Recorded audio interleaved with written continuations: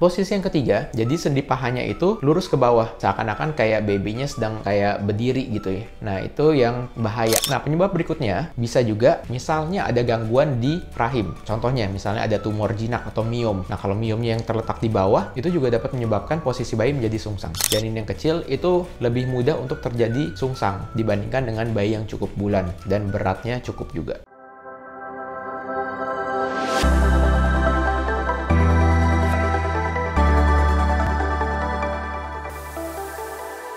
Hai, kembali lagi di channel Dr. Kevin. Gimana? Apa kabarnya semua? Semoga semua dalam keadaan sehat ya. Nah, pada kali ini saya juga akan membahas satu topik yang sering juga ditanyakan oleh moms yang sedang hamil. Dok, kalau misalnya sungsang, itu kenapa sih dok? Atau kalau sungsang bisa lahir normal nggak? Nah, ini semua akan saya jawab di video kali ini ya. Tapi seperti biasa, sebelum saya lanjut, buat kalian yang baru pertama kali ketemu dengan channel Dr. Kevin, jangan lupa untuk dukung terus channel Dr. Kevin dengan cara klik tombol subscribe-nya yang merah di bawah sini ya. Dan nyalakan loncengnya, supaya setiap kali ada video baru, kalian langsung dapat notifikasinya.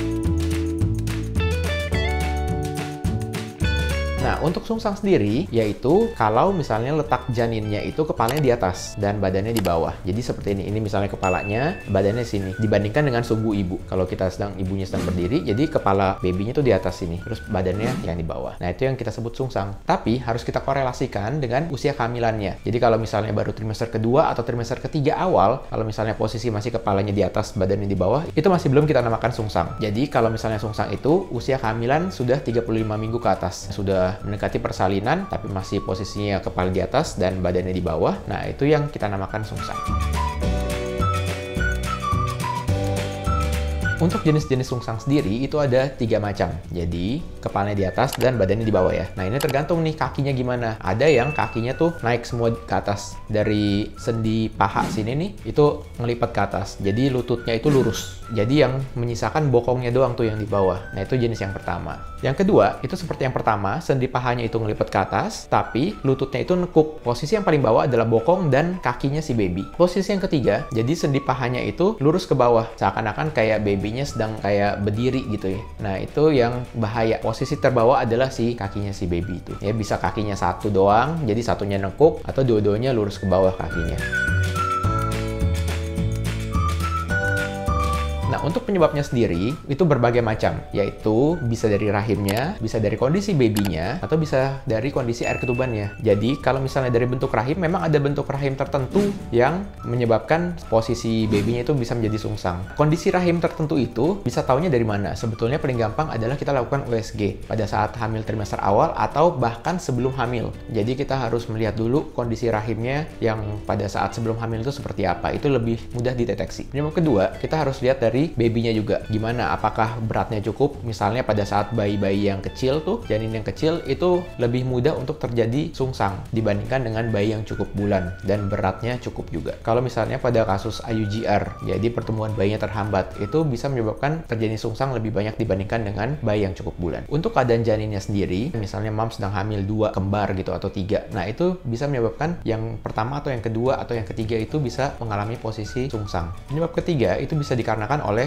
jumlah air ketubannya. Kalau jumlah air ketubannya terlalu sedikit atau terlalu banyak, nah itu juga dapat menyebabkan posisi janin menjadi sungsang. Kalau jumlah air ketuban terlalu banyak, tentu ruang gerak untuk si janin akan lebih leluasa geraknya. Jadi, kalau si janin bergeraknya lebih leluasa, itu juga dapat menyebabkan posisi janin menjadi sungsang. Nah, penyebab berikutnya bisa juga misalnya ada gangguan di rahim. Contohnya, misalnya ada tumor jinak atau miom. Nah, kalau miomnya yang terletak di bawah, itu juga dapat menyebabkan posisi bayi menjadi sungsang. Penyebab selanjutnya juga bisa disebabkan oleh posisi plasenta. Posisi plasenta yang letaknya di bawah, posisi ari-ari tuh, kalau letaknya di bawah, itu juga dapat menyebabkan posisi babynya menjadi sungsang. Meskipun tidak plasenta previa ya, jadi plasentanya cuma letaknya di bawah, tapi tidak menutupi seluruh jalan lahir.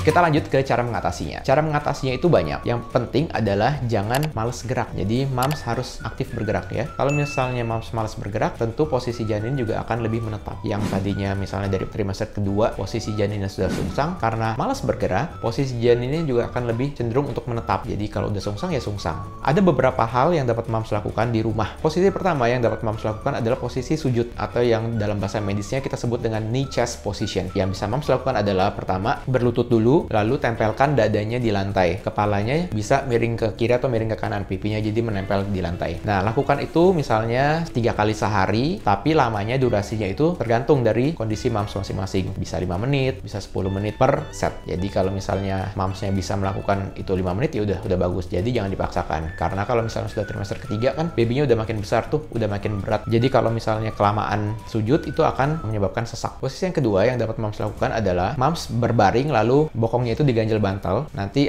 dinaikkan gitu bokongnya. Itu dapat dilakukan sebisa mungkin aja. Jadi jangan terlalu dipaksakan. Jadi, kalau misalnya sampai mendekati persalinan ternyata posisi babynya masih sungsang, gak usah khawatir ya, Mams. Jadi, nanti akan diperiksa dulu sama dokternya. Misalnya, ini kehamilan yang keberapa? Kehamilan yang pertama atau kedua atau ketiga gitu ya. Kalau misalnya kakaknya ya kehamilan pertama itu lebih besar, terus kehamilan yang kedua ini ternyata adiknya itu ukurannya lebih kecil. Nah, itu lebih mungkin untuk melahirkan secara normal. Atau misalnya, posisi kepalanya seperti apa? Apakah dia nunduk atau dia ngedongak ke atas? Nah, itu juga akan diperiksa dengan cara USG, itu paling gampang. Lalu kita akan memeriksa juga nih ada lilitan tali pusat atau enggak. Jadi kalau misalnya ada lilitan tali pusat di leher, itu pasti akan lebih sulit untuk melahirkan secara normal. Intinya adalah, kalau misalnya sungsang, tidak ada cara yang 100% dapat membalikannya. Meskipun misalnya ada kenalan nih, mbok-mbok siapa gitu ya, yang bisa memutar gitu dari luar, itu jangan sekali-sekali dicoba ya. Karena itu akan efeknya berbahaya. Bayinya bisa lewat, atau bisa juga, mamsnya juga bisa lewat. Jadi kalau misalnya memang sudah ditentukan, oh ini bayinya sungsang nih, nah itu langsung kontrol ke dokter kandungannya untuk diperiksa posisinya, besar bayinya, jumlah air ketubannya. Oke, sekian dulu konten Dr. Kevin kali ini. Semoga video ini dapat bermanfaat ya. Dan jangan lupa dukung terus channel Dr. Kevin dengan cara klik tombol like, komen, dan subscribe, serta share ke teman-teman lainnya supaya video ini dapat tersebar luas dan bermanfaat. Saya Dr. Kevin, until tomorrow and stay healthy.